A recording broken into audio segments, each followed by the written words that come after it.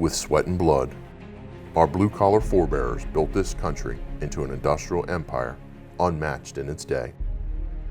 As the age of industry and automation dawned in America, men and women, driven by the dream of a better tomorrow, stepped into the manufacturing field by the thousands.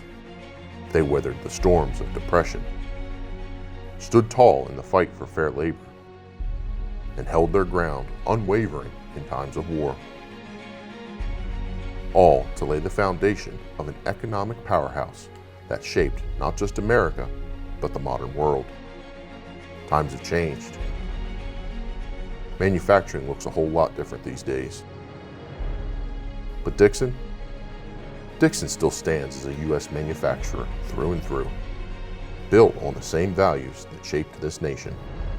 More than a century has passed, and yet the tradition, the pride, the relentless work ethic of our predecessors isn't just remembered, it's alive in every decision we make and every fitting we forge.